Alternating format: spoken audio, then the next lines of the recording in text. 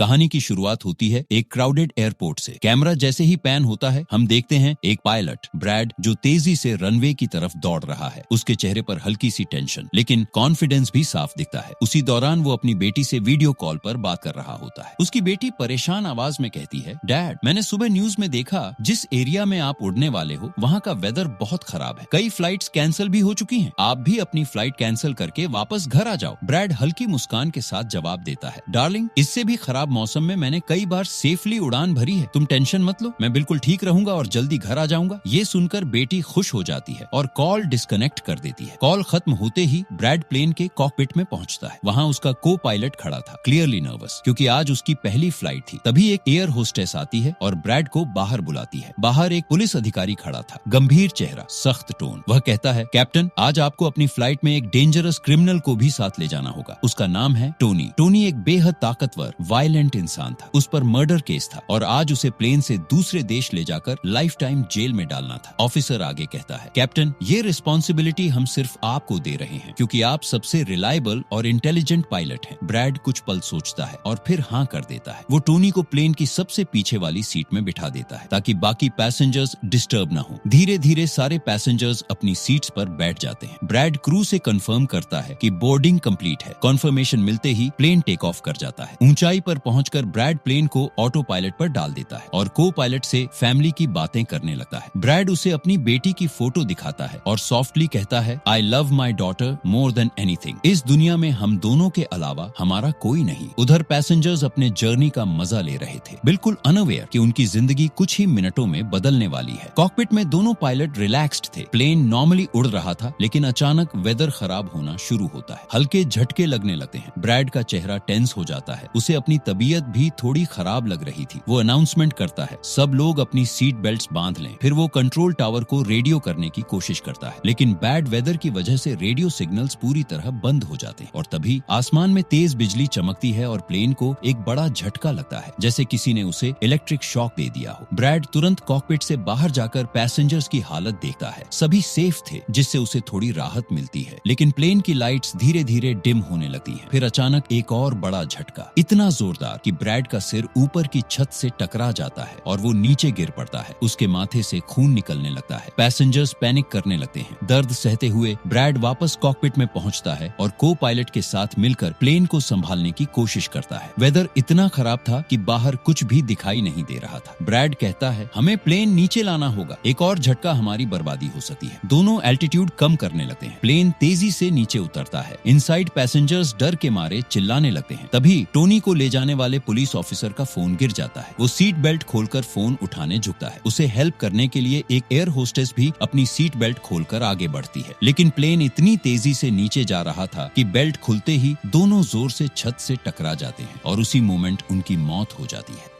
इस बीच प्लेन काफी नीचे आ चुका था। दोनों पायलट्स किसी तरह प्लेन को कंट्रोल में ला लेते हैं लेकिन अब प्लेन में पावर बहुत कम बची थी। ब्रैड समझ जाता है कि अब वो एयरपोर्ट तक नहीं पहुंच सकता। वो सोचता है कि शायद सी में क्रैश लैंडिंग करनी पड़ेगी लेकिन तभी दूर उन्हें एक आइलैंड दिखाई देता है। ब्रैड तुरंत प्लेन 3000 फीट की ऊंचाई से नीचे उतरता है को उसी डायरेक्शन में मोड़ देता है। बहुत स्ट्रगल के बाद ब्रैड प्लेन को आइलैंड पर बने एक रोड पर इमरजेंसी लैंडिंग करा देता है। चमत्कार ये था कि सारे पैसेंजर्स सेफ थे, किसी को जरा सी भी चोट नहीं लगी लेकिन डेंजर अभी खत्म नहीं हुआ था। प्लेन के पीछे की तरफ अचानक शॉर्ट सर्किट होता है। ब्रैड ये देख थोड़ा आराम महसूस करता है क्योंकि इसका मतलब था कि प्लेन में थोड़ी बहुत बिजली अभी भी बची हुई है। सभी पैसेंजर्स को बाहर निकाला जाता है। एक एयर होस्टेस ब्रैड को बताती है कि टोनी को ले जाने वाला पुलिस ऑफिसर मर चुका है और एक एयर होस्टेस भी। ब्रैड ये सुनकर टूट जाता है। दूसरी तरफ एयरलाइन ओनर की टेंशन। एयरलाइन कंपनी का ओनर देखता है कि प्लेन अचानक गायब हो गया है। न लैंडिंग दिखाई दी, न रेडियो से कोई कांटेक्ट हो पा रहा है। वो तुरंत एक रेस्क्यू एक्सपर्ट जिसका नाम स्कार्सडेल था उसे कॉल करता है। स्कार्सडेल का काम ही था मुसीबत में फंसे लोगों को ढूंढना। ओनर उसे आदेश देता है, मुझे अपने प्लेन की हर डिटेल चाहिए। वो कहाँ गया, उसके पैसेंजर्स और क्रू कहाँ हैं? स्कार्सडेल तुरंत काम पर लग जाता है। इधर आइलैंड पर उतरे सारे पैसेंजर्स सोच में पड़ जाते हैं, हम यहाँ उतरे ही क्यों? ब्रैड सभी पैसेंजर्स को इकट्ठा करता है और समझाता है, हमने इमरजेंसी में यहाँ लैंडिंग की है, प्लेन में थोड़ी बहुत बिजली बची है, हम बाकी चीजें भी ठीक कर लेंगे, तब तक आप लोग यहीं यहीं आराम से बैठिए और टेंशन मत लीजिए, बहुत जल्द हम यहाँ से निकल जाएंगे। ब्रैड फिर प्लेन की तरफ जाता है और उसे ठीक करने की कोशिश करता है, लेकिन उसे पता चलता है कि प्लेन में पावर बहुत कम बची है। अब मतलब था उन्हें हेल्प का इंतजार करना पड़ेगा। वो लोग मैप निकालते हैं और अपनी लोकेशन चेक करने लगते हैं। को पायलट मैप देखकर कहता है, हम एक प्राइवेट आइलैंड पर फंसे हुए हैं, ये जगह बहुत डेंजरस है। यहाँ ऐसे लोग रहते हैं जो किसी गवर्नमेंट की बात नहीं सुनते। अगर उन्होंने हमें पकड़ लिया तो हमारी जान को खतरा हो सकता है और हमारी गवर्नमेंट भी हमें बचा नहीं पाएगी। ब्रैड गहरी सांस लेकर कहता है, तो अब हमें किसी भी तरह अपनी रेस्क्यू टीम को कॉल करना होगा, यही एक तरीका है यहाँ से निकलने का। वो लोग रेडियो ठीक करने की कोशिश करते हैं, लेकिन रेडियो पूरी तरह से खराब हो चुका था। ब्रैड फिर पैसेंजर्स के पास जाकर बताता है, रेडियो खराब है, लेकिन घबराओ मत, हम आइलैंड के दूसरे हिस्से में जाकर रेडियो ढूंढेंगे और कंट्रोल टावर से हेल्प मंगवाएंगे। फिर ब्रैड एक बड़ा फैसला लेता है,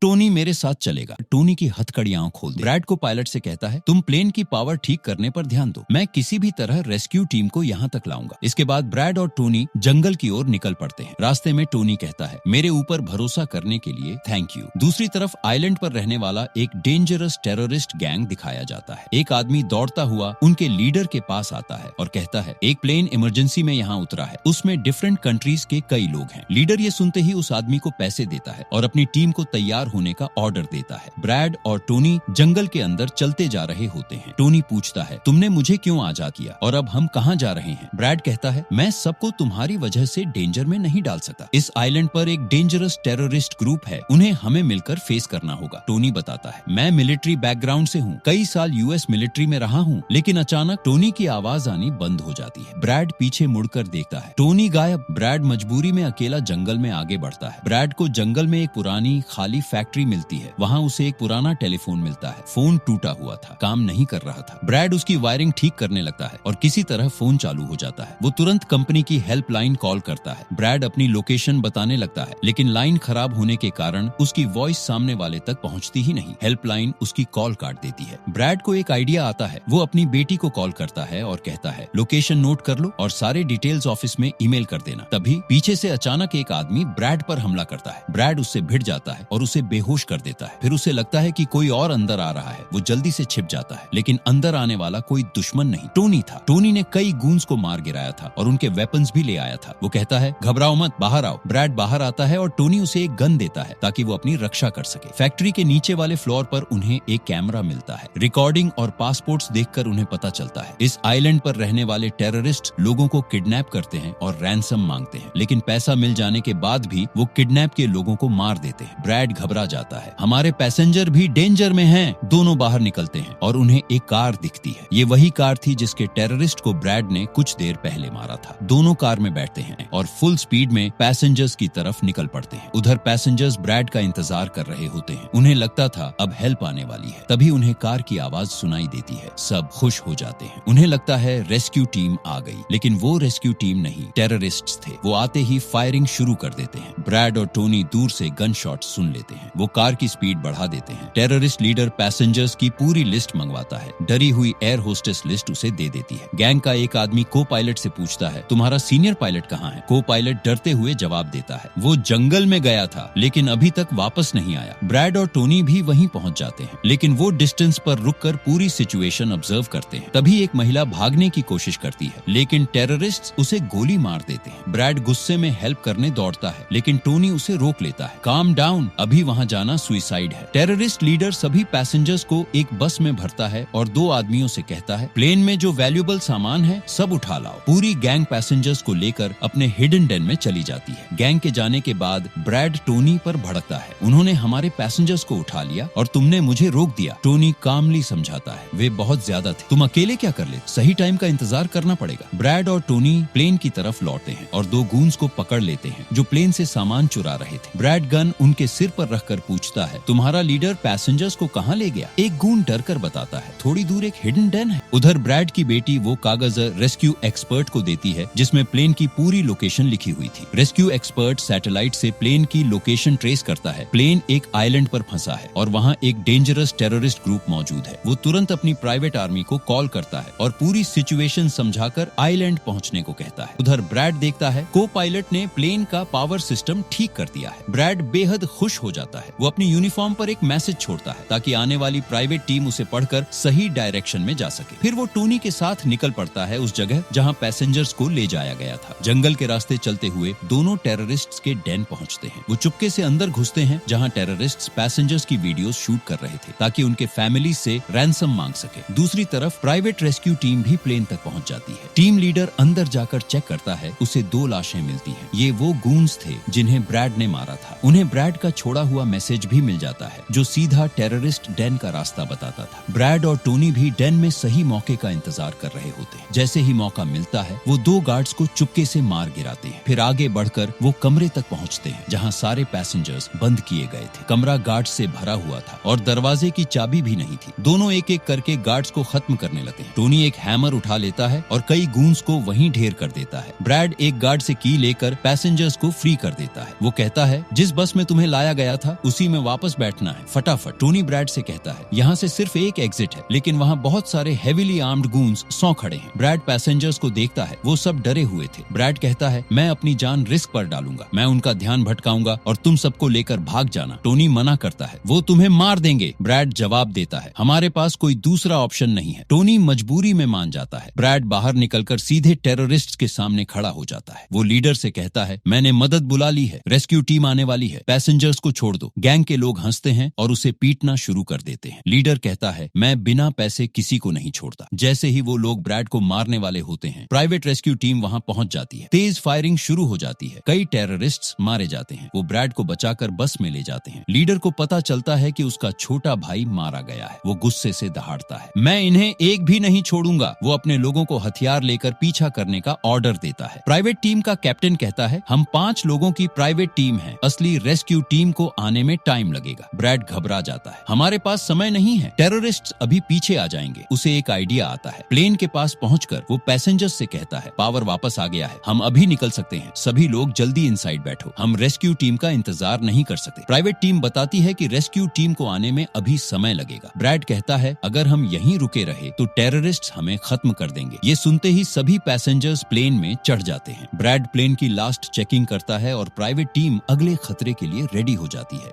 अचानक टेररिस्ट्स वहां पहुंच जाते हैं और सीधा हमला शुरू कर देते हैं। प्राइवेट टीम तुरंत मोर्चा संभाल लेती है। दोनों तरफ से जबरदस्त फायरिंग शुरू हो जाती है, लेकिन प्राइवेट टीम के पास हाई ग्रेड वेपन्स थे, इसलिए वो कई टेररिस्ट्स को वहीं ढेर कर देते हैं। ब्रैड प्राइवेट टीम के लीडर को चिल्लाकर कहता है, 5 मिनट में मैं प्लेन स्टार्ट कर रहा हूँ, सब लोग जल्दी अंदर आ जाओ। इसके बाद वो टोनी के पास जाता है और कहता है, इतने टफ टाइम में साथ देने के लिए थैंक यू। बुलेट से बचते हुए ब्रैड कॉकपिट तक पहुंचता है और को पायलट के साथ प्लेन स्टार्ट करने लगता है। इस बीच टोनी की बुलेट्स खत्म हो जाती हैं। वो प्राइवेट टीम का बैग चेक करता है। उसे एक बैग मिलता है जो कैश से भरा हुआ था, लेकिन वो पैसे छोड़कर दूसरे बैग से बुलेट्स निकालता है और फिर से लड़ाई में कूद पड़ता है। उधर ब्रैड प्लेन को रनवे की तरफ घुमा देता है। प्राइवेट टीम के सोल्जर्स एक एक करके प्लेन में चढ़ने लगते हैं। टोनी उन्हें कवर फायर देता है और तभी पावर वापस आने से रेडियो भी काम करने लगता है। प्लेन कंपनी का ओनर रेडियो पर कहता है, ब्रैड मैं तुम्हें एक सेफ जगह बताता हूँ, वहीं लैंड करना। सब लोग प्लेन में चढ़ जाते हैं, लेकिन टोनी नहीं चढ़ता। वो पैसों से भरा बैग उठाता है और जंगल की तरफ भाग जाता है, क्योंकि वो जानता था अगर वो ब्रैड के साथ वापस गया तो पुलिस उसे फिर जेल भेज देगी। टेररिस्ट लीडर अपने लोगों के मरने से पागल हो जाता है और रॉकेट लॉन्चर उठा लाता है। वो प्लेन को एक ही बार में उड़ा देना चाहता है। जैसे ही टेररिस्ट लीडर रॉकेट लॉन्चर चलाने ही वाला था, उसी पल ब्रैड का प्लेन तेजी से रनवे पर दौड़ता हुआ आता है। टेक ऑफ से बस एक पल पहले प्लेन के भारी पहियों की सीधी टक्कर टेररिस्ट लीडर से होती है। ब्रैड पूरी ताकत से प्लेन को उड़ाता है। टोनी जंगल की तरफ भागते हुए ब्रैड और पैसेंजर्स को सेफ उड़ते देख खुश हो जाता है। ब्रैड आइलैंड से प्लेन को दूर ले जाता है। प्लेन कंपनी का ओनर उसे एक नजदीकी सुरक्षित एयरपोर्ट की लोकेशन देता है। ब्रैड प्लेन उस डायरेक्शन में मोड़ देता है। अचानक प्लेन के इंजन में फिर आग लग जाती है। Plane dangerous